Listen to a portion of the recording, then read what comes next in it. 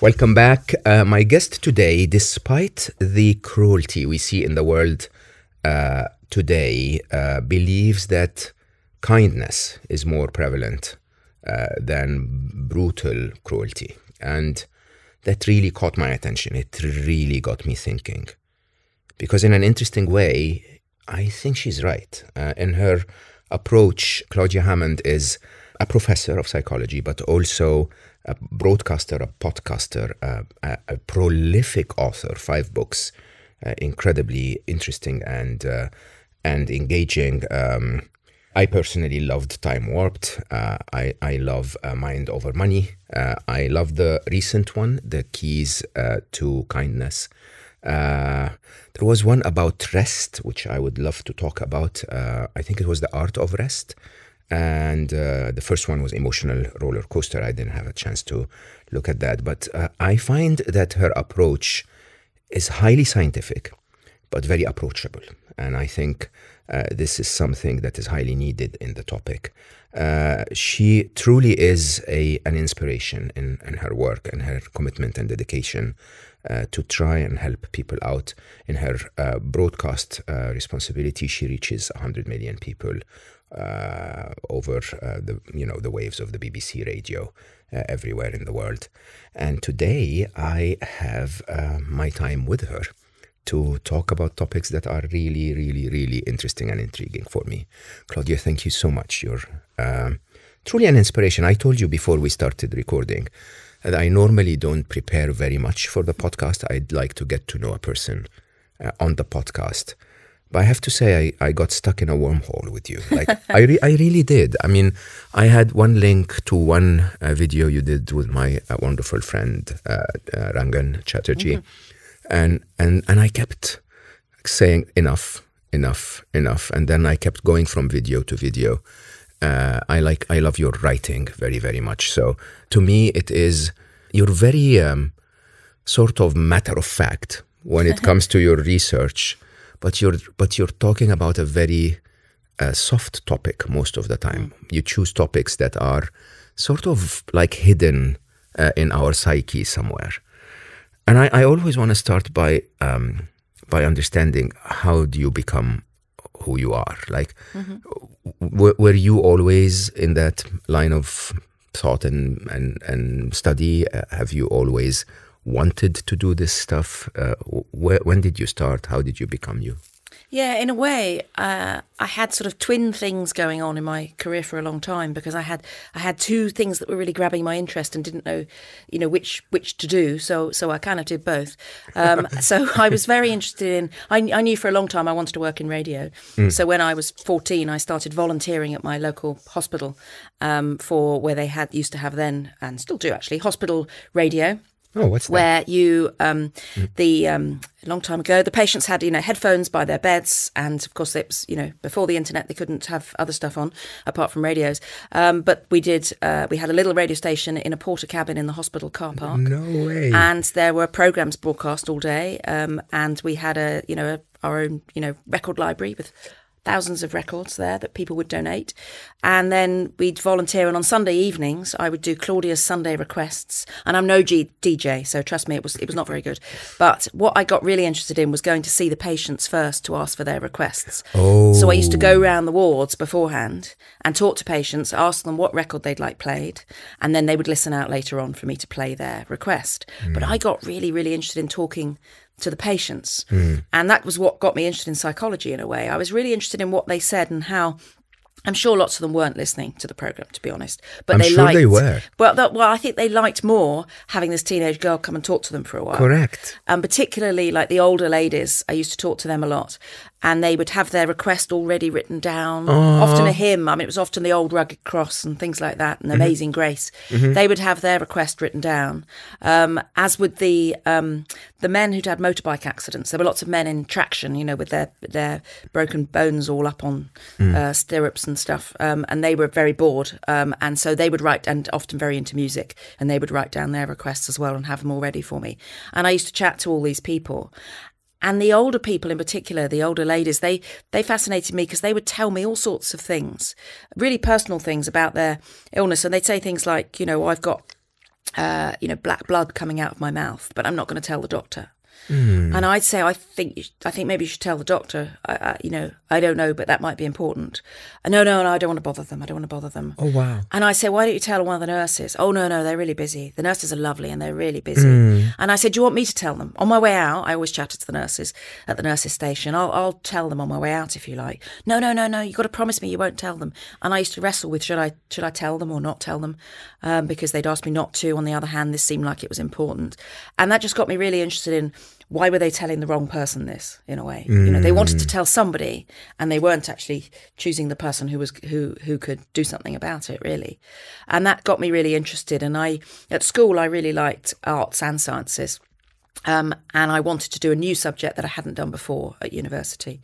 And I thought psychology looked interesting because I knew there was lots of statistics in it. Lots of people hate the stats in psychology. I like that sort of thing. I know. But it was about people, so it was what a brilliant combination. You've got maths and you've got people and you've got a subject that's trying to pin down something as complicated as human beings and trying to find ways to scientifically, study how they think and how they feel and why they do the things that they do, all these mysteries. So I thought that would be interesting. But before that, I wanted to have a year out before university, and I wrote to radio stations all around the world, in Hong Kong and all sorts of places in the States, trying to get a job for a year in a radio station. And I actually also wrote, my mum persuaded me at the last moment. She said, why don't you just write one to the local BBC radio station as well? And I'd already done work experience there a couple of times.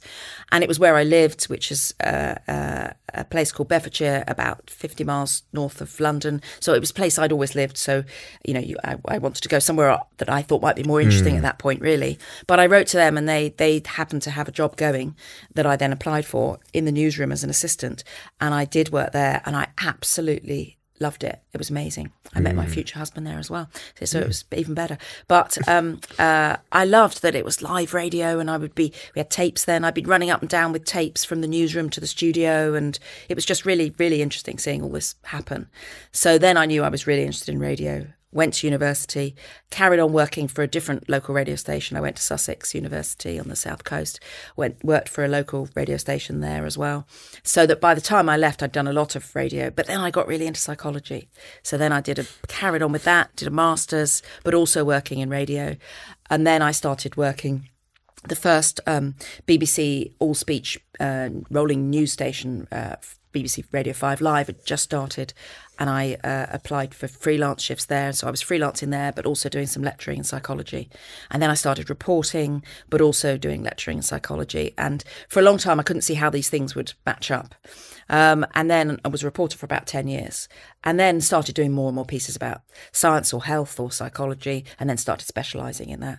And actually, it's much more straightforward now because everything I do is about the same subject now. So I'm often, for my radio shows, I'll be interviewing people about their brand new research that's just literally come out in a scientific journal that week, and then the following week I can tell my students about that. So it all fits in all together. So it's lovely now. I specialise. It's much easier in a way. It's so inspiring, Claudia. Honestly, I mean, you come at a time where I'm constantly revisiting my choices because there are things that I absolutely freaking love doing. I love to write. I totally love to write, but publishing is such a grueling job, right? And I keep, going back and forth between, if my mission is to reach more people, maybe podcasting, maybe speaking, maybe content generation, but I love to write. I just love it, right? And the passion that you put in this little bit about you that I didn't know is so inspiring, because honestly, you just were so almost, I don't know if you can call it clarity, but it was drive. Like you found something that energizes you, and you just jump in. Most of us, I mean, I'm very much that, but I because I have so many things I'm excited about, I struggle to prioritize them. But most people don't have that they don't trust their intuition that they're doing the right thing, because psychology and radio are almost on opposite ends of the world, especially when you started, right? Yeah. But you still followed through with that. That's a very unusual character, isn't it? Yeah, I mean, in a way, I didn't know that they would link up as neatly as they did in the end. So sometimes I think these stories, they sound like they make more sense when you make sense because you look back at your own life and make sense of it afterwards. You know, we form our own narratives and make it make sense. But what I did know was that I definitely wanted to do radio and that I wanted to study this subject. I didn't know they'd link up so well in the end. But I think there is a massive advantage in knowing what you want to do really young, because all through university I was getting paid more than I would have got working in a bar, but to do the thing I really wanted to do, which then was A, really fun, and B, got me the work experience to then to then start on that path. And so by the time I'd left university, I'd already done so much, all because I knew what I wanted to do. So I think that was luck in a way, knowing what I wanted to do. But it also is a lot of courage, right? So there is that element that I think most people would go like, yeah, that doesn't make sense. Let's just do what everyone else is doing, right? you know what I mean? And it, you also, I think, in my knowing your work, you happen to have quite a few extreme skills, like your passion about statistics and mathematics and research and so on. That's not the typical, DJ skill, right? Those who are like you and I, who love numbers and math and facts and so on, we'd rather speak very little, honestly. You know what? You want to understand the topic? Well, it's 42, and that's the end of the explanation, right? Yeah. Why do you think that is? Was that upbringing? Is that a brain superpower? What is it? I don't know. I always liked numbers, actually. I mean, I always was lucky and found maths easy at school and really, really liked that, but wanted it to be for something useful where you could get some answers about people. And I've always just been really interested in people. And in fact, I didn't used to, when I first started doing hospital radio, as a teenager, you're very self-conscious, so we all are. And I didn't tell most people I was doing it. I thought they'd really laugh if they thought I was doing it. So I think, my best friend knew, and possibly one or two other people knew. And my dad used to drive me over there every Sunday night and then come out in the dark on a Sunday night and pick me up again afterwards, which was very kind of him. But I just knew I wanted to, try out doing this thing, even though I wasn't going to tell anyone about it at the time. They don't laugh now, which is nice. Now they listen. Yeah. Now I got you all. But future husband, you met him at 14, did you say? No, 14 was when I was doing the volunteering. So I met him when I was 18, 19. All right, how is he doing? Yes, he's fine. He's very well, yes. And still committed? Oh, yes, he's great. We like that. Yes, yeah? yes. Why do you think? What did you guys do right? I think we've often done our different things, but always been interested in each other's things. Now we do lots of gardening together. I love gardening. Oh, I love gardening. And he had a kind of, if you can't beat him, join him. So he loves gardening too now. So that's good. Yeah. Okay, so now we understand why. Basically, it's like if you're driving so fast with your passion as always, he would jump in. That's a good husband. Which is good. We like that. Exactly. And he makes amazing compost for me. Which is amazing compost. Good quality. And he's a novelist, and he's brilliant at writing. He's better at writing actually than I am. So it's really interesting talking to him about books and writing, and we share that. Oh, that's a very interesting overlap of a lifestyle actually. So So he was a journalist. So I met him as a journalist in local radio, and then he was a political journalist and became a novelist. Oh, how much of your time and effort is given to writing? Five books is a lot of work. It's a lot, but it's over quite a long period. The first one came out in 2005. So now I only have one come out every few years. I mean, the trouble is that the difficult bit is the deadlines for everything else are always quicker. So if there's someone I want to interview for my podcast radio show and they're only free the next day, then instead of writing I do that, and so then I postpone, and it seems like the deadline is ages away for a book, but of course it's not something, as you'll know, it's not something where you can stay up all night and get it done. Exactly.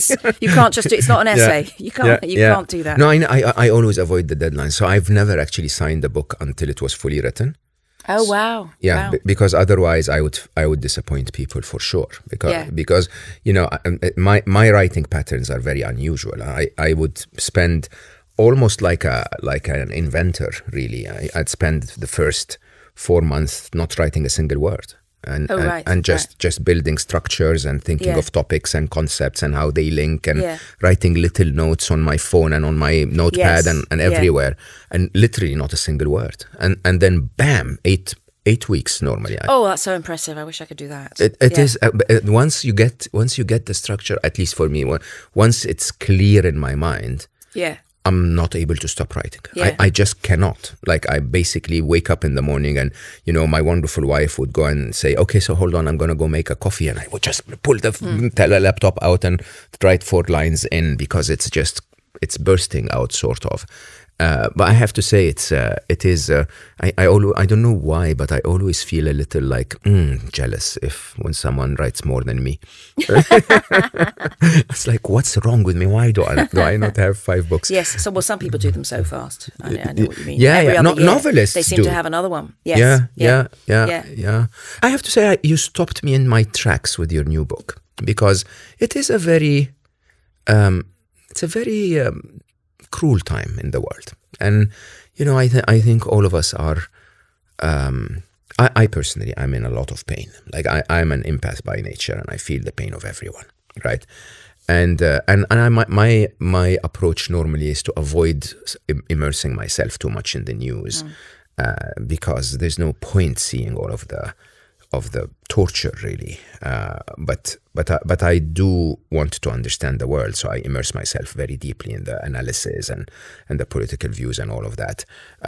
And I have to say, the cruelty of our world today is just, it's higher than we've ever felt, let's say. Okay, maybe it's not the cruelest, you know, as compared to the Middle Ages, maybe, but for our lifetime, it's you never felt the cumulative pain of so many people, and yet you say, but kindness is more pervasive. And your analogy is actually correct, but it's difficult to grasp until I heard it from you. So why do you believe that? Why do you believe that kindness is actually the baseline? Yeah, because it's true that it often doesn't feel like that. But there is good evidence, really, that over the centuries, you know, we are progressing in terms of kindness. It is true now that in most places, people don't go and watch someone being killed for fun. And that did used to happen in, you know, many places in the world. You know, it was much more common. And now, you know, we don't say, here, go to the town square and watch someone be killed. We don't have people fight each other to death for our entertainment in most places. And that, although it's true that at the moment, you know, as you say, there's so many terrible horrors happening, I think there's still progress generally. So I think you can have 2 steps forward and 1 step back, but in general, there's still progress, you know, and just as there's, you know, more kindness to animals than there has been, and people did not used to often consider that very much at all, and now in general, it is now much more accepted that you should also be kind to animals, and that they can, you know, suffer as well. And so gradually over time, if you look at the amount of violence that happens, gradually over time, it is going down, but sometimes there will be blips in the world, you know, so at this particular moment, there are more wars than there were, say, 10 years ago, but this is, you know, it's not like the Second World War at the moment. So, and the blips, there are blips like, you know, the First World War, the Second World War, various wars. There'll be all these blips all the time. But in general, people, I believe, are trying to be kinder and kinder to each other. And, you know, Steven Pinker and Rutger Bregman have written lots about this. And I know they come from slightly different approaches with it, but both, so they think for slightly different reasons, but both of them that we are gradually getting kinder. And I think part of the reason is that we do want to be kind. You know, we are hardwired to be kind. And that the reason that humans have succeeded and evolved successfully for so long so far is through cooperation. And cooperation comes from kindness 100%. And comes from understanding other people's points of view. And that is has been the complete key to human success. You know, humans would not have survived this long if they couldn't live in groups that protected each other and then specialised, and some sort out food and some sort out other things. And that allows more and more people to live and transfer safely. Knowledge from one to the other, and transfer knowledge, which is truly a big so we're not act of starting again each time. And now we have this extraordinary situation where most of us can't do any of the other things. You know, it's so specialist that you and I can sit in this room and we can be chatting on a podcast. We can't make the microphone, we can't make the carpet, we can't make the electricity work, you know. Or maybe you can do these things, but a few of them, we can't, most of these things we can't possibly recreate ourselves, you know. so many different people have been involved in everything that's just happening in this one room that we're sitting on to make this happen. And amazing amounts of cooperation with strangers have happened for these things to happen. You know, that's what trade is in a way. But would you call that kindness? I mean, how do you define kindness in that case? You know, what is kindness? What's the opposite of kindness in your view? So there's lots of debates about academic definitions of kindness. And the one I like best is that kindness is doing something with the intention of benefiting someone else. And I say the intention there because it won't always benefit them, because you may have meant well and it didn't go down well. And occasionally, you know, that happens. You try to help someone and you got it wrong, or they didn't appreciate it in the way you hoped. But most of the time, people are succeeding in being kind. And so that's the definition I like best of kindness. And people are, in order to cooperate, people are thinking all the time of what the other person wants. And if you look at, you know, I love the studies with toddlers, because we think on kindness, because you think of toddlers as being, you know, they scream quite a lot and they have tantrums, and it seems like all they care about is themselves, and they don't care that their parents are absolutely exhausted. They're going to have another tantrum. And that all seems very harsh. But yet, if you give them the chance, they also want to be kind. And there are these, they're lovely, the videos. You can see them online of some of these studies where they get a toddler and they say as young as an 18-month-old, and they get an adult, and the adult has a pile of magazines in their hand and is trying to open a cupboard door, and they can't open the cupboard because they've got their hands full. And the majority of the time, the toddler will go and help, and they will open the door for them. And then they try and make it harder by making sure the toddler is playing with a toy they really like, game they really like. And so they have to leave their toy to go and help. Will they do that? Yes, the majority of the time they still will. I mean, figures like 91% of the time they will. You know, it's really high. Yeah. And then they make it so there's a load of plastic obstacles on the floor, and they've got their favourite toy. So they've got to drop their toy, climb over the stuff to go and help, and they still do. And in the videos, they're so pleased afterwards. They're sort of puffed out with pride for having helped. You know, they want to help when they've got the opportunity. And Michael Tomasello, who's at the Max Planck Institute in Leipzig, has done lots of studies on this. And I like this phrase. He calls toddlers indiscriminate altruists, because they'll be kind to anyone. They'll be kind to other children and to adults in terms of this helping behaviour, even though other children are less likely to give them something than adults. You know, adults might be the ones who might reward them with something. They might give them sweets. They might give them a toy. They might give them something they like or attention. The other children are less likely to be able to do that. Older children work that out and know that, you know, if you're nice to the adults, you get stuff. But the toddlers don't. They're indiscriminately kind, and they kind of want to do this, and so we are hardwired to do this, and our brains reward us for doing it. So the reward systems in our brains are activated when you say, if you put someone in a scanner, if you give them some wine through a straw, some chocolate, you see the reward systems of their brain activated. And if you give them money as well, you see their reward systems activated. But also you see reward systems activated if people give away money. And in fact, you see different extra areas activated as well. And you can do these experiments where you give people money before the experiment to make sure they've got some. So you give them, say, $30, and then you say, would you like to give some of that to a charity? And on a screen, you put loads of different charities for them to choose from.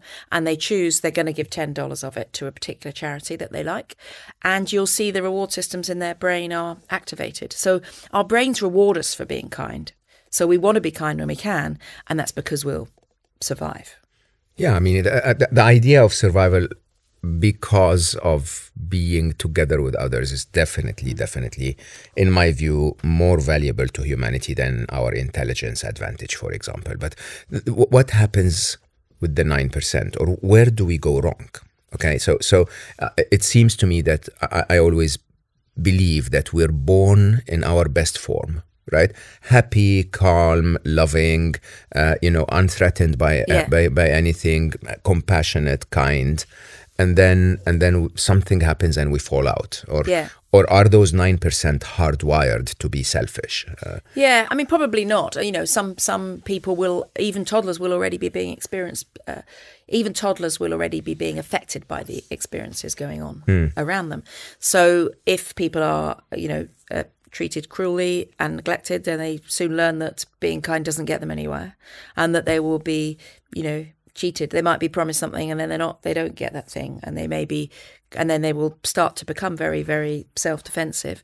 You can see the development, say, I'm really interested in these people who are called extraordinary altruists, who are really, really kind and will do things like donate a kidney to a donor that they don't know, to a stranger, and be very determined that they want to do that. And there's been research looking at the amygdala, this walnut-shaped area deep inside the brain that is the seat of some emotions but not all emotions, and that will actually become more developed in those people who are extraordinary altruists, and much smaller and less developed in the other extreme, the psychopaths. Now, it's possible, we still don't know, it's possible the psychopaths are born psychopaths and that there's something really extreme about them. But and sometimes you'll hear people say, oh, loads of people are psychopaths and all managers are psychopaths. And, it's being overused. It's overused, yeah. But if you think of the real psychopaths, as in, the ones who are killing people, that is such an extreme in a way. And often that something will have also happened to them as well.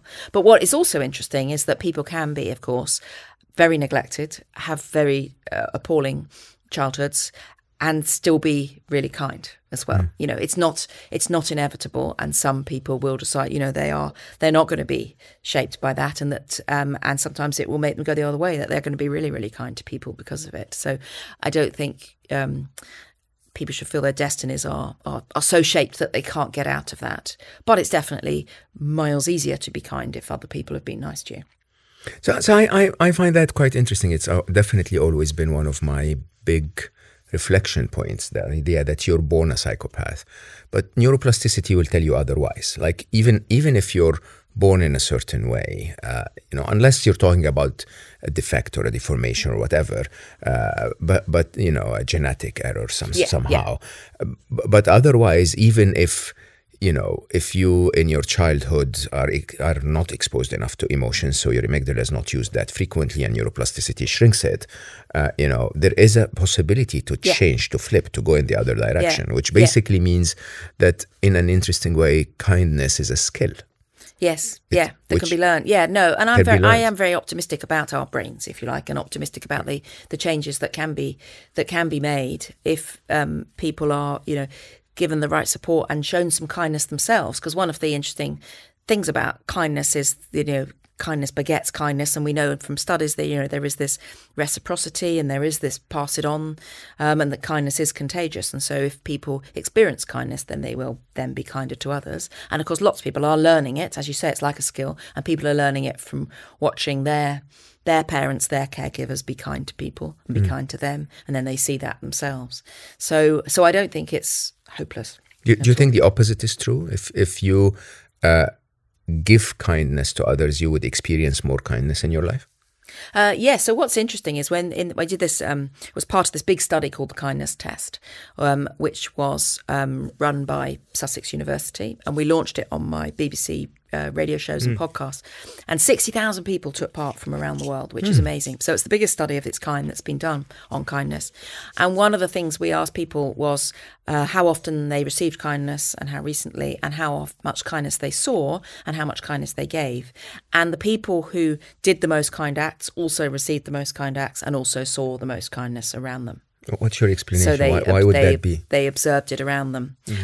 So I think one is that it is contagious, and so if people are kind to them, it gives you ideas for how to be kind for a start. If someone does something lovely for you, you then think, oh, I hadn't thought of that. What a lovely thing to do. Made me feel nice. Maybe I can make someone else feel nice. I could do that for somebody when they're in that same situation, and which could be just that there's you've got various things all happening at the same time, and that none of which are completely disastrous, but somebody notices that there's all these different things and sends you some flowers or a nice message or something like that. It can be small things, and that you notice those nice things that they do, and then you do that for somebody else in the same way. So that would be one reason for it.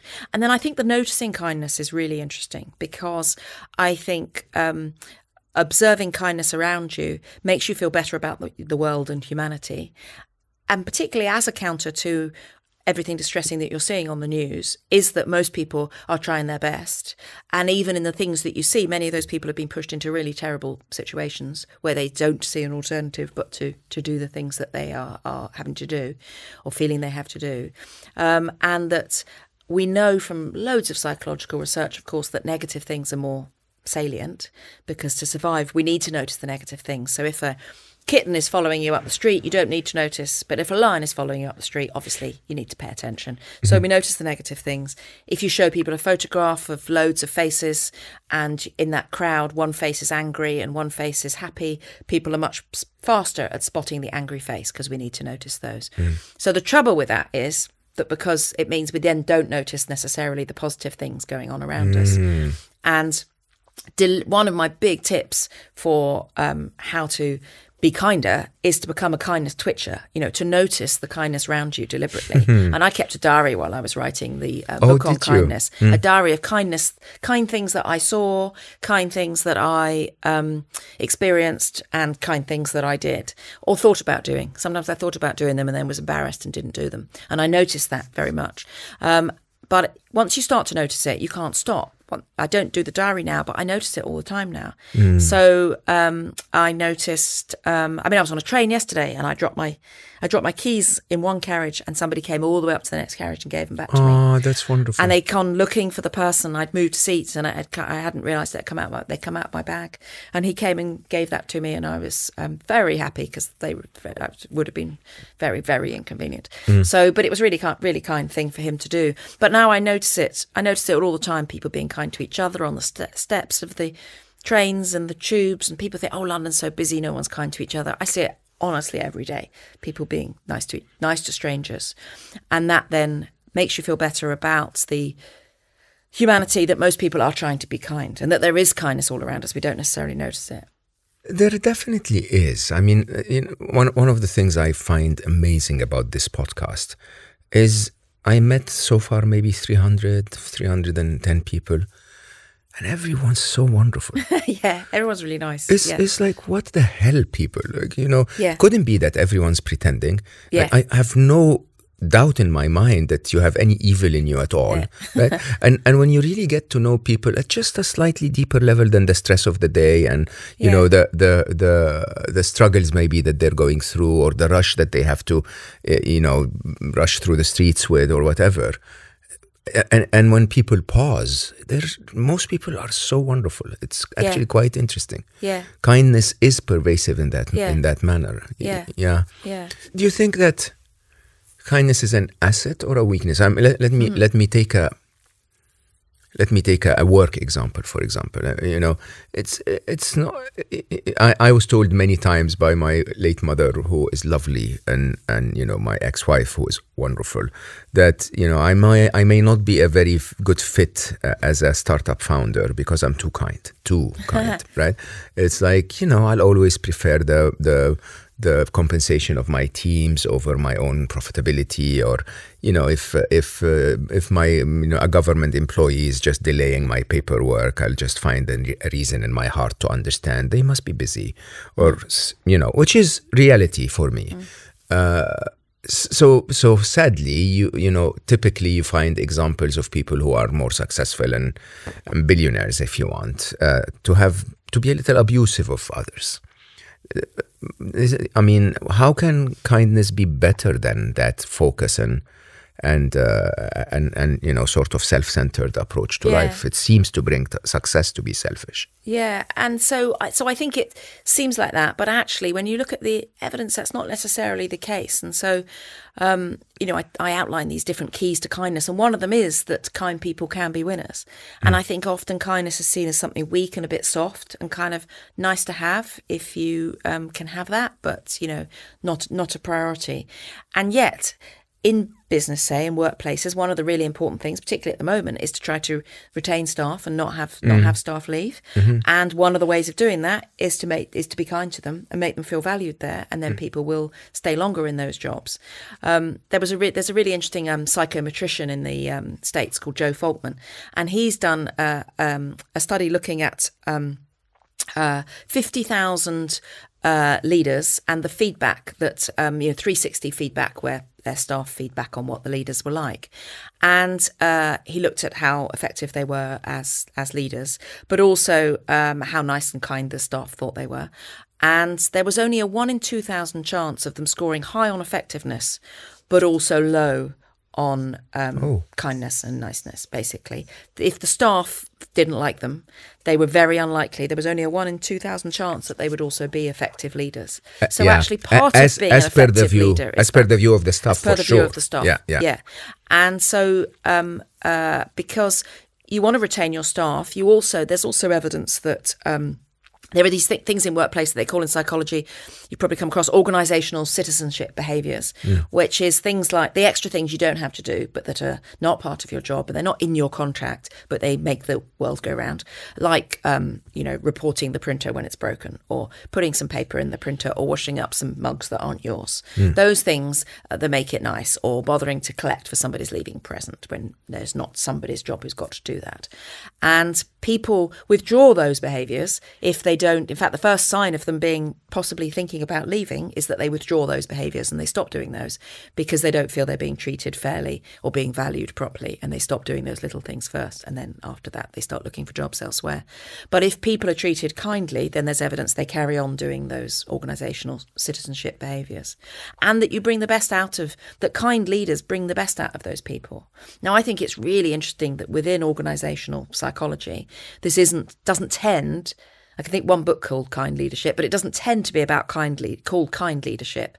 It gets called ethical leadership instead. And I think, but if you look at the definitions, it's the same thing.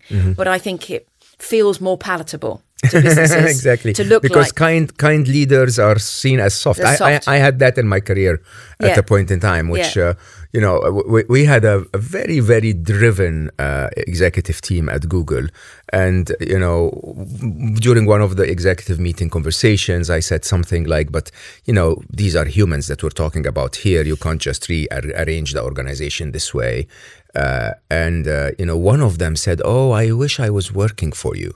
You're so kind."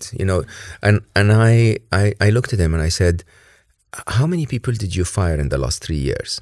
And he said, "Oh, I didn't fire any." I said, "I fired X number of people.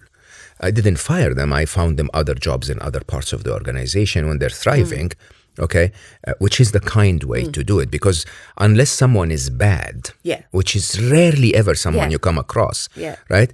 But keeping them in a role they're not really leading in or not really thriving in, you're actually doing them a disfavor, right? So don't talk about being soft. Kindness is not being soft at all. Kindness is to do what you rightly said, is to take an action with the intention of benefiting another. Right? And I think a leader's responsibility is to benefit the organization, which basically benefits all others, right? But also benefit the person that's not doing very well. So it's not about what you do, rather how you do it and what the intention behind what you do it is. And and absolutely, it's not soft at all, because it's really hard having those conversations. Absolutely. So I think, I completely disagree when people say, "Oh, being kind is soft." I think it's tough. It's hard because many bosses would just leave. If there's one person who's slacking and not doing their work, and everyone else is picking up their work, then to do nothing about that is unkind to all those other people and really unfair on them. And the kind thing to do for the person who's slacking, as you say, is to find out why. They're clearly not suited to this role, or don't, or they're going through a tough time, or they're family something else reasons, is going whatever. on. What's going on there? So the kind thing is to try to talk to them about that. But that's a hard conversation to have, and many people will not want to do that, which is then unkind to the others. And that's why, this is why I'd absolutely say kindness isn't soft. It's hard. It means having difficult conversations and working out how to word them, and that's difficult. This reminds me of, I think the biggest example of not being kind is to tell your friend what they want to hear, which actually I don't know if that's true, but in my small circle I find that to be true more among women than among men. We men, we just like, "Oh, you're an idiot, you're doing this," and even not in a harsh way, but we just sort of blurb it out and say, I don't think what you're doing is right. The other person doesn't care about my view anyway, so it's like, if it makes sense and it opens their mind, they'll be happy. If it doesn't, they don't get wounded by it. But I find it actually very unkind to just, for someone to be listening to her girlfriend talking about a bad boy really abusing her, and she goes like, "You go, girl, you're doing well, he will love you," whatever, right? I find that the kindness truly is to do what benefits the other person, not to do what makes them feel good, right? Yeah. And I think in a way, maybe that's where ethical leadership is quite a good title, because the ethical thing to do is to, tell the girlfriend the truth about that, of what you think might happen. So what would be your top tips? Like, someone is listening to us now, they're thinking, oh, interesting. So there is benefit in kindness. This would make me successful. It would make my world and my little world more successful. What would be your top tips? Yeah, so one is to become a kindness twitcher, to look around for kindness all the time, maybe keep a diary about that.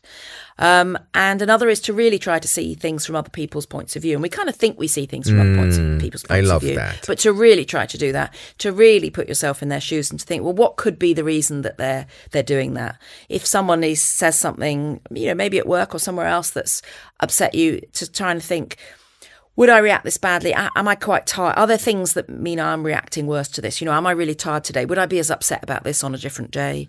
Is there something that's going on for them? Did they really mean it that way, or am I just slightly taking it that way? Why are they really doing this? Is to really try to see it from their point of view, which is probably that they're not trying to deliberately be cruel, but that they've said something that's upsetting. And the other is, I do a whole chapter on being kind to yourself, which really matters in terms of, burnout and so on. And we do say to other, we say to ourselves, our inner critic will say to ourselves things we'd never dream of saying to a friend. If a friend made a mistake at work, then we wouldn't say to them, well, this proves you're an idiot and you've always been an idiot. You always will be an idiot. And I just knew it. And no one will ever forget. And this is going to be awkward and embarrassing and difficult forever. And no one's going to forgive you. Yeah. If the friend told you about the thing, you'd say, oh, well, people will forget that really fast. Different things happen. And you'd say, I'm sure you were doing your best. And, you won't do it again. You know now not to make that mistake. And, you tried. And I expect there were other things going on. And, it'll be all right. It'll be okay. That's just what you tell the friend. And you don't say that to yourself. Instead, you tell yourself that you're an idiot. And then you repeat it. And then exactly. And repeat it. And you can even do things like imagine yourself coming towards you in the street and being upset about the thing you're worried about. And what would you say to that person? What would you say? How would you listen to what they're thinking about? Once again, why do the majority of people use a tough language when they're talking to themselves? Yeah, I think we have this fear that it's a kind of slippery slope, and that if we ever let ourselves off, then we'll go, down the route of, sort of hopeless laziness. I mean, this fits in with, rest that I've written about, is that I think that we fear that if we allow ourselves to rest at all, we'll then be, become really lazy and hopeless and never do anything again. When in fact, what we need is the balance between, say, rest and activity, and get those rhythms right in our lives. So let's talk about rest, because that's, I think, one of my biggest work in the last couple of years was to move from, when my son left the world and I decided to take on that mission of 1 billion happy, it's just very blinding, especially when it starts to work, right? So it starts to work, and then you suddenly tell yourself, you can't sit your ass down when, getting up and doing one more thing might reach 10 or 100 more people or 1,000 more people. And I have to admit, recently, more and more, especially with my age as well, I'm starting to realize two things. One is that I've not been kind to myself in terms of finding enough rest, but that I'm actually less effective for it. Yeah. Which is really shocking. And, I started to really commit to my silence retreat practice only 3 years ago. And my God, when I really rest, okay, and I stop engaging, trying to answer every message and trying to, right, I become so much more productive, so much more physically, capable. And I just get so inspired. Like, I get so many ideas that can actually help way more people than creating another reel or whatever. Right? How long do you do silent retreat for? I go for 40 days. 40? Yeah. Wow. Oh my God! It is that's amazing. I'm not a monk silent retreat. I don't go and sit on hard rock. Okay. I think that's a bit. I mean, I think it's more tradition than the purpose of the retreat. My retreat is very gradually, actually very kind to me. So in the first week or 10 days, I'd allow myself 20 to 40 minutes to check my messages and wind things down and then afterwards I sort of allow myself 20 minutes, but I rarely ever use them. I listen to music.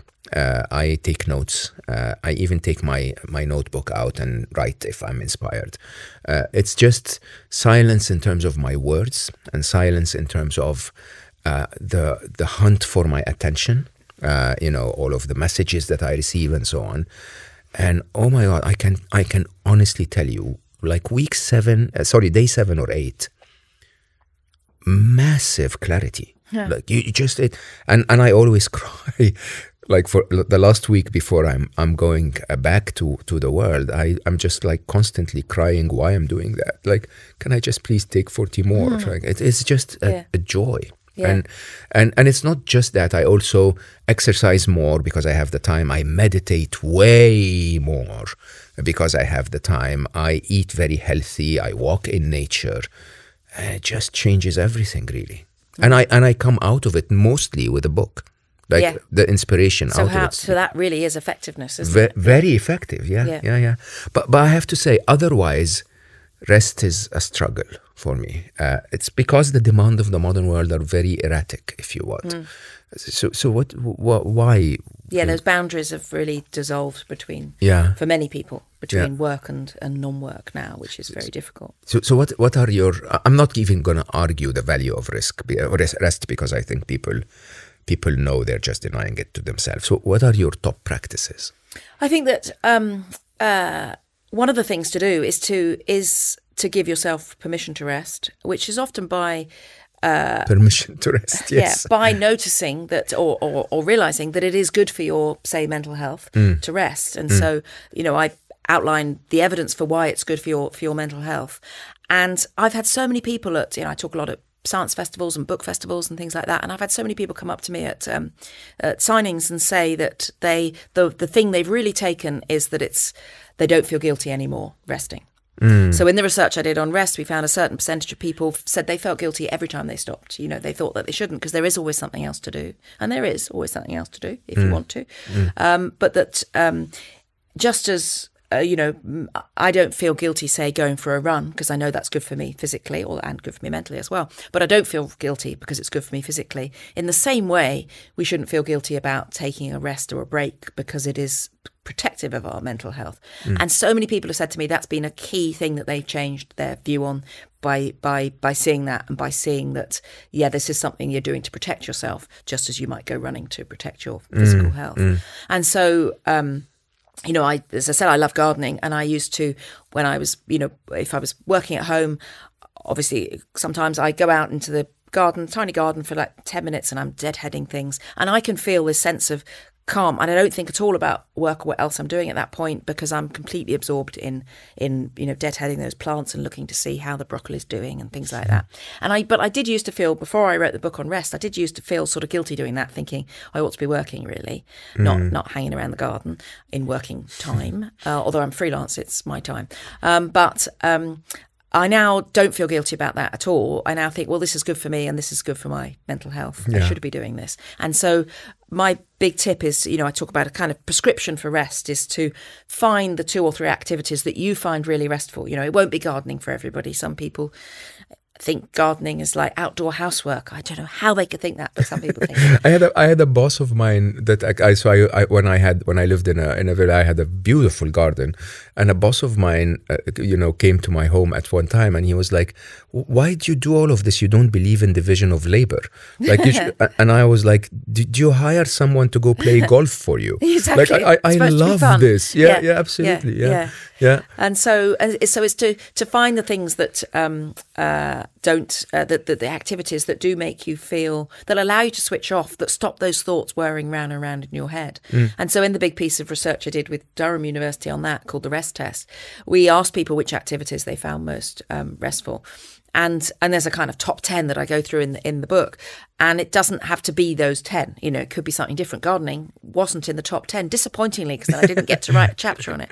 But other things were, like having a hot bath or listening to music or going for a walk or doing nothing. All of those things came in the top 10, and it can be any of those things. But to try to make room to do those things just for 10 minutes, 15 minutes. It hasn't got to be for loads of time, and to see the difference that can make, and to also reframe wasted time as a rest. So if you've got to, you have a parcel delivery, you miss a parcel delivery and they've taken it back to somewhere else, a sorting office, depending on where you live, and you've got to go there and you've got a queue. There's quite often a queue here for the sorting office. Then you may have to wait there 10 minutes and 15 minutes, and that may be really annoying, and you feel impatient. I've got to wait just to get this parcel. How annoying. Or you could see that as if you're in the middle of a busy day and somebody said, I tell you what, you can have 10 minutes now just to watch the world go by. You don't have to do anything at all. You don't have to check your emails. You don't have to do anything. You can just sit and watch the world go by. Then actually you'd think, oh, that was nice. And so that's the thing I really do now, is to reframe those moments in queues, and to think, oh, that's nice. I was about 5 minutes early getting here, and then I was shown to a nice sofa, and I thought, oh, how nice! I get to sit for 5 minutes now. How nice. Yeah. I apologize. Resting. I apologize for being 5 minutes late. No, I was early, and then I was resting, so that was nice. Yeah, but I do that on aeroplanes. Yeah. That's incredible, really. So you see, one of the things that really challenges us in the modern world is that there is always a call for your attention, and you're on an airplane, and they, especially the long haul flights, and there is this screen in front of you and 20 movies that you should watch, and you normally when you watch one or two, sometimes my flights are 10-15 hours, and and then you go out of the flight so exhausted while you could actually just journal or chill or look at the ceiling and do nothing, and that actually energizes you a lot more. It feels like the flight is a little less hectic, if you want. Yeah, and I think one of the things is that we need to accept that our to-do lists are never going to end. They might, as in one That's particular. Sad. On one, but we just have to accept that rather than try to get to the end. There will always be some things to do, and so you're allowed to stop and say, well, it's the end of the day now, I'm not going to carry on doing them. And research has shown that with people working from home, which has many advantages and makes things easier in some ways it really doesn't, and that particularly during lockdowns, people ended up working longer hours if they were working at home, because there's no reason to stop. If you've got the journey home, at least you've got to stop, because in the end you've got to make that journey. If there's no journey, then might as well carry on. It's interesting that you also put activities into rest. So rest is not about lying down and doing nothing. You can also do things that take effort but are restful. Yes, and it could be dancing. 15% of people told us that they found exercise of some kind restful. And for 8% of people, it was running that they found restful. And they found they couldn't kind of quieten down those whirring thoughts in their minds until they exhausted their body a bit. And that for them, that was the thing that really worked. So it can be an active thing. And it's a question of working out what that thing is for you, and getting those rhythms of rest and activity right. Just sitting down and doing nothing, if you're not, say, meditating, maybe is hard, and most people find that really hard. And lots of people will have heard about the experiment that Timothy Wilson did in the States, where they put people in a room for 15 minutes, and they just had a table and chair. They weren't allowed to go to sleep. They didn't have their phones. They didn't have a pen and paper. They had to do nothing for 15 minutes. The only thing they could do was they had a sort of bracelet around their ankle attached to an electric shock machine. They could give themselves an electric shock. I know that experiment, Yeah, if they wanted to. But they'd all tried it out beforehand. So it wasn't just curiosity. They all had a go at the electric shock beforehand. It's painful. And they only included in the experiment people who said they would pay $5 not to have another electric shock. And even though they would pay not to have another electric shock, in the end, 25% of the women gave themselves at least one electric shock in the 15 minutes, and 77% of the men did it. Yeah. I know. One man gave himself 193 electric shocks in the time, which is quite good going in 15 minutes. But, whoa. Masochists apart, I think that maybe an outlier, him. But the others, people still did it because people did find it so hard to just be alone. Yeah, the psychological discomfort. But in the end, they thought, go on, I'll press the button, I'll do it again. Wow. So I think doing nothing is in a way hard. So that's a hard way of trying to rest, unless you're practicing mindfulness or meditation and learning how to do that is a hard way to rest. And we call it doing nothing in particular. So it did come in the top 10. But I think that means a little bit of pottering around. Doing nothing in particular is quite nice. Sort of light tidying, light wandering around, in a way. That's what you do in the garden. If you're not doing the heavy stuff. Very, very strong advocate for gardening. Oh, I am. Yeah. Can I ask you where does sleep fit into this? Sleep is something everyone is struggling with. Yeah, and I think it's interesting that sleep is now taken much more seriously. And I think that thing of sort of competing, the kind of, Margaret Thatcher, I only have 4 hours of sleep a night, and that being seen as some sort of ideal. I think, thankfully, that idea is going away, and that it's now being realised how much sleep makes a difference to everything, physically, mentally, that we really need sleep. But then I think the other trouble with that is some people, there we are finding in studies with some people monitoring their sleep all the time, that they are then becoming worried that it said that they hadn't slept well. So then they feel tired because they thought they hadn't slept well because it tells them they haven't slept well, when actually they didn't think they had a problem before. So, so I think we don't want sleep or rest actually to be another thing to worry about on your to-do list, but it's really important. The way you describe it actually is quite interesting, because then social media really becomes almost the anti-rest, right? It's like the supervillain that takes our rest away. Yes, I mean it depends. I think always with social media, it so depends on what you're doing. If you're looking at some people's feeds on Instagram, say, with particularly because they're visual, are so beautiful. If you won't surprise you to know that I follow a few garden people on Instagram, and just looking at their gardens, they're just so beautiful. And you think, I want to do that, and that's clever, and I'll do that, and that is really, really restful. I do that with carpentry. Carpentry. Or that doing. Wordle is so massively popular, and I do Wordle every day, and it almost feel ready to sort of start the day because I've done something completely different, and we know it's using different brain circuits to do something like Wordle, and that actually that's a different thing, and that might be again a good thing to do. What we definitely know is that watching people arguing on social media just before you're trying to go to sleep is not a good idea, because it enrages you, and nor is looking at your email just before you go to sleep. So it's a very bad idea, because you see a work email that you can't do anything about, that gets you right back into worrying about work mode. Whereas the evidence does suggest if you are doing something different, like a puzzle, then that's not necessarily bad. And some of the evidence about the blue lights is now clear that some of that's been a bit over-egged, and that actually it's more about what you're doing on that phone. But one thing that is really bad is not having an alarm clock and looking at your phone for the time in the night. And one thing I would say to parents of teenagers with phones is don't let them have their phone at night, but get a clock, because if you want to know the time, just look at a clock, because otherwise, if you look, the moment you look at your phone, you see there are notifications and messages. Oh, interesting. And in the middle of the night, that's a really, really bad thing to do. Yeah. But understandably, people want to know the time in the middle of the night sometimes. I think the absolute must do is to switch off all notifications, really. Yeah. I don't know why people don't do that. Yeah. There's absolutely no point in having notifications on your phone, because it's just constant torture. Yeah. It's just, or just choosing really carefully the ones you have. Yeah. Like you might need a few calendars. Work I keep my calendar on. Yeah. But certainly groups, muting groups, because that should be a thing you decide, I'm going to look at those now. Yeah. Rather than feeling this is another thing I've got to answer and another thing I've got to answer. Can I ask you, because I love that book as well.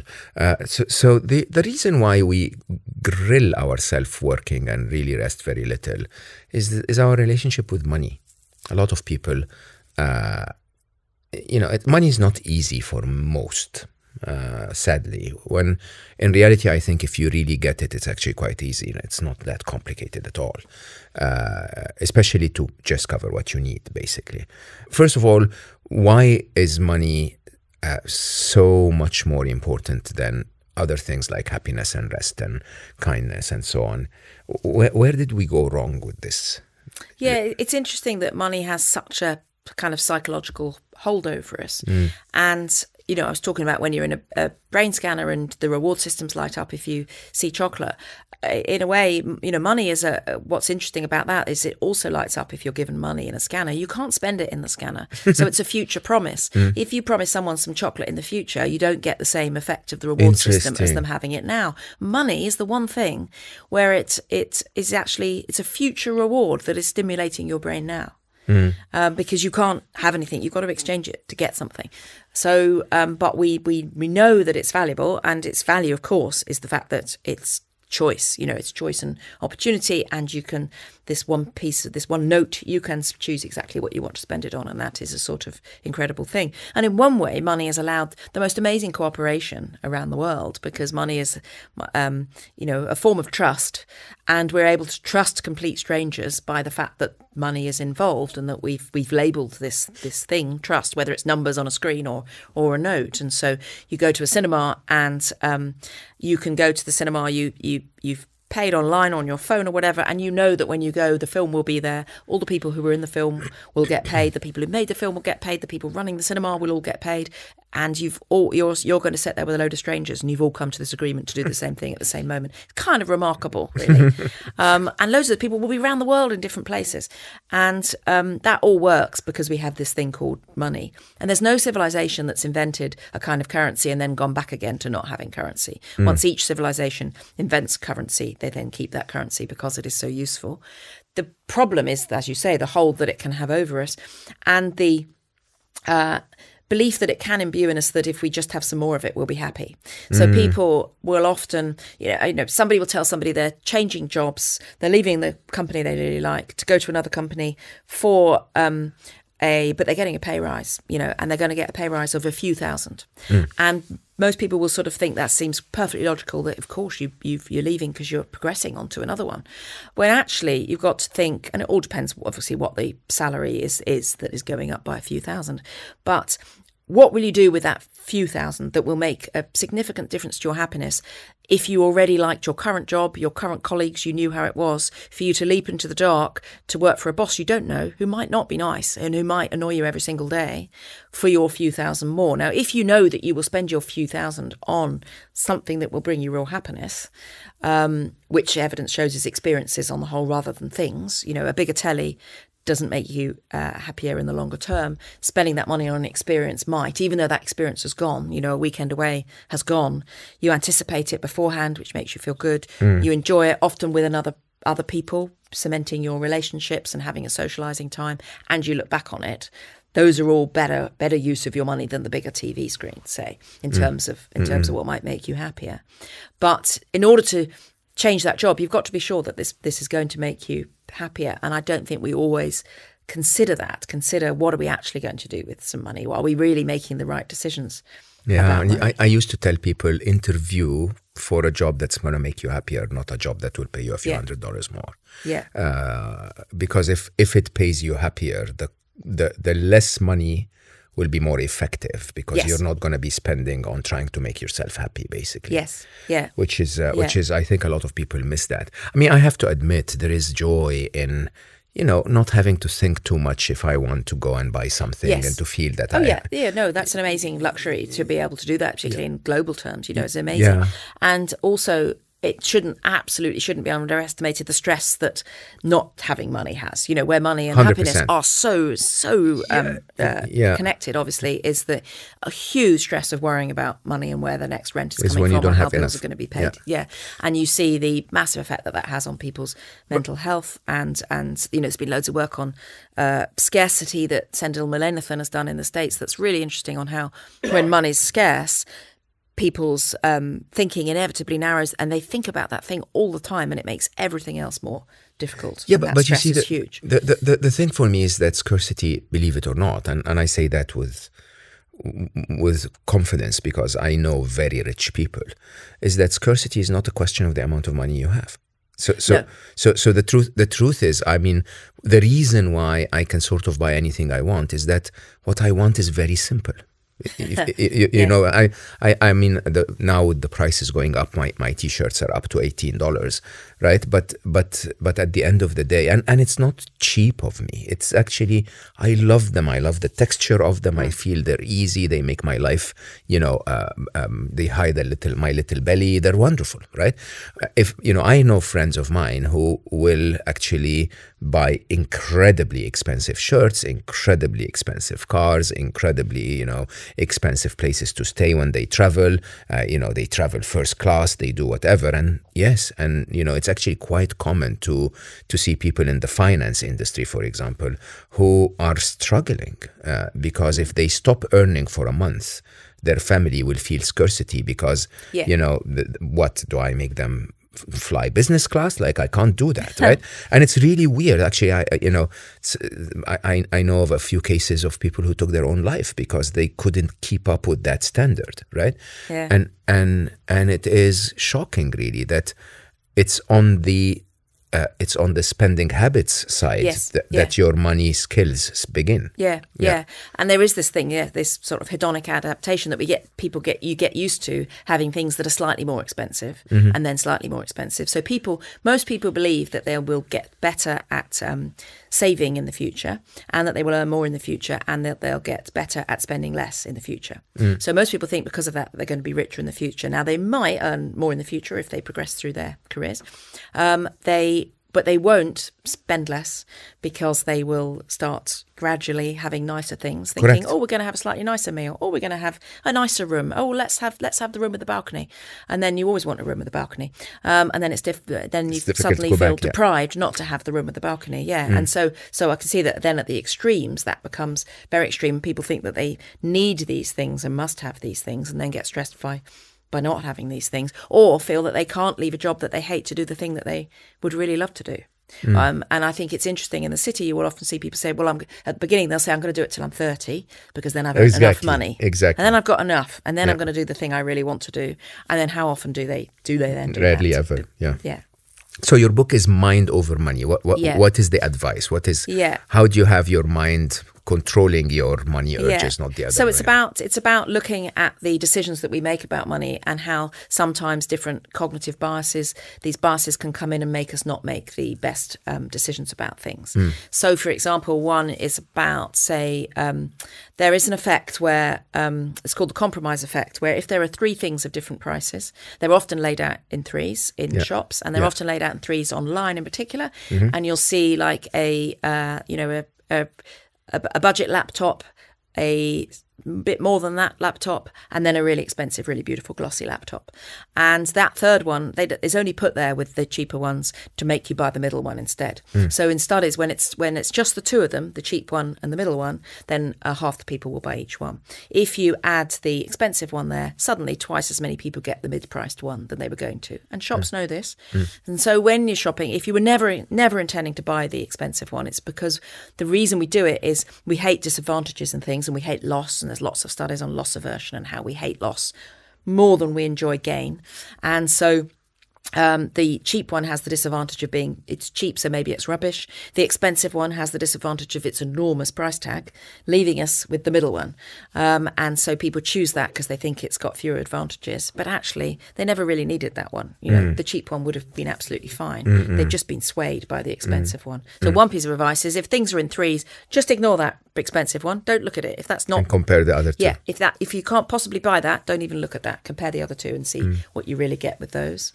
And to really think about the decisions that you're making. And, you know, there are things like Daniel Kahneman's done loads of work on this, and others, and that people will, they'll drive miles and miles. They'll drive like 20 pounds to save, they'll drive 20 miles to save 20 pounds or $20 on something that costs $60, because they think, oh, that's good, I'll save a third of it. When they buy something that costs $1,000, you know, or more, like a secondhand car or something, they don't then go to an effort to save £20 on that, because you think, well, it's not worth saving £20 on £1,000. But £20 are £20. Yeah, but £20 is £20. So if you want to look after your £20, think about all the £20. There's things like insurance. People buy, some insurance is bought just because you don't want to feel regretful later at a loss. So of course, if you can't afford the thing, then you need, if you can't afford to replace it, then you need the insurance for it. But if that happened once in your lifetime of buying insurance, then maybe you don't need to buy as much insurance. So for example, hiring a car, I always used to buy the extra insurance as well. I never do. And then worked out that how many times was I doing that? And yes, I need to face the fact that one time somebody will crash into me and I'll end up, £1,000 down, and I'll be furious, I'll be really cross, but that actually over all the years of hiring cars abroad, then it will be actually worth it, and it might never happen either. And that's worth it, and that I think there's loads of insurance people are buying that we don't need. We're insuring against the future regret rather than against the actual cost. I mean, I definitely look back at my and I love cars, so I had many cars in my life. I definitely saved at least the price of a full car by not insuring all my cars. And so sometimes we're just buying more than we need for those things. So it's a question of really looking at the things like that, and really looking at your relationship with money as well, and whether you are, if someone asks you to do something, particularly can happen with freelancers, that not to start seeing your time as by the hour for the non-work things, if you see what I mean. Not to start thinking, the friend would quite like me to go and help them with that, but actually, that would be time I could spend doing this, and then time spent earning that, and then time becomes something that gets monetized instead of something you do for the things you enjoy or want to do, or to be with the people you want to be with. Your approach fascinates me. In every possible way, every possible topic. I feel jealous that you wrote one book more than I did. But you'll soon catch up. Exactly. I don't know. I urge you very strongly to write as many as you want. They are so eye-opening and so fascinating. And I'm really grateful for your time. This was really a wonderful and very, very useful conversation. This was such a lovely chat. I enjoyed it. I enjoyed it very much too. I hope you guys enjoyed it as well. This to me is... all the work of Claudia really is quite intriguing, and I really think if you're not following her work, you have to follow her work. Her book's highly recommended. Definitely my kind of teacher, if you want. Very, very scientific in her approach, very matter of fact, and I think it's very eye-opening when you learn those things. You end up really making a big difference. Rest, people, rest. Okay, be kind and forget about money. I think that's the summary of what we spoke about today. Rest, slow down. There's always a bit of time to slow down. I'm always very grateful for the opportunity that you give me to speak to such amazing people and make new friends. Thank you very much for that. Tell the world about it. The bigger the podcast becomes, the more opportunities you kindly give me to meet more and more interesting people. I love you all for listening, and I will see you next time.